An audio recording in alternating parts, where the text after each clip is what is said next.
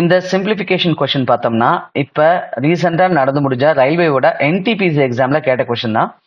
இப்போ இந்த கொஸ்டினை எப்படி நம்ம சிம்பிள் ட்ரிக்ஸில் சால்வ் பண்ணுறது அப்படிங்கிறத பார்ப்போம். இது போல் நம்மகிட்ட ரெண்டு நம்பர்ஸை பெருக்க சொல்லி கொடுத்தாங்கன்னா இந்த ரெண்டு நம்பர்ஸும் ரெண்டு கண்டிஷனை சாட்டிஸ்ஃபை பண்ணுச்சு அப்படின்னா நான் இப்போ சொல்லித்தர போகிற ஷார்ட்கட்லேயே நீங்கள் சால்வ் பண்ணிடலாங்க. ஒன்று என்ன அப்படின்னா, இந்த ரெண்டு நம்பரும் ஏதாவது ஒரு பேஸ் வேல்யூக்கு பக்கத்தில் இருக்கா அப்படிங்கிறத பாருங்க. இப்போ பேஸ் வேல்யூனா நம்ம என்ன சொல்லுவோம், 1, 10, 100, 1000, 10,000, லட்சம், 10 லட்சம்னு சொல்லுவோம் இல்லைங்களா? அதைத்தான் நம்ம பேஸ் வேல்யூ அல்லது பேஸ் நம்பர்ஸ்ன்னு சொல்லுவோம். சரிங்களா? ரெண்டாவது கண்டிஷன் என்னன்னா, இந்த ரெண்டு நம்பர்ல ஒரு நம்பர் பேஸ் வேல்யூ விட எவ்வளவு அதிகமா இருக்கோ அதுக்கு ஈக்குவலண்டா இன்னொரு நம்பர் குறைவா இருக்கணும். அவ்வளவுதான்.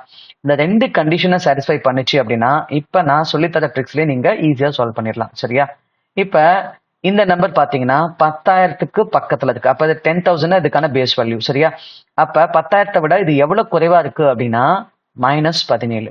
17 குறைவா இருக்கு. இது வந்து பாத்தீங்கன்னா 10,000 விட எவ்வளவு அதிகமா இருக்குன்னா +17. சரிங்களா? இப்ப 10,000மும் தெரியும் நமக்கு, எவ்வளவு குறைவா இருக்கு கூடுதலா இருக்குன்னு தெரியும். சரியா? இப்ப நீங்க என்ன பண்ணணும்னா முதல்ல அந்த பேஸ் வேல்யூ இருக்கு இல்லையா 10,000, அதை ஸ்கொயர் பண்ணணும். சரிங்களா? இப்ப 10 ஸ்கொயர் பண்ண சொன்னா நீங்க என்ன பண்ணுவீங்க, இன்னொரு 0வை ரிப்பீட் பண்ணுவீங்க. அதே 100 ஸ்கொயர் பண்ண சொன்னா 2 0வை ரிப்பீட் பண்ணுவீங்க. அதே 10,000 ஸ்கொயர் பண்ண சொன்னா இந்த 4 0வை திரும்ப ரிப்பீட் பண்ணுவீங்க. அவ்வளவுதாங்க.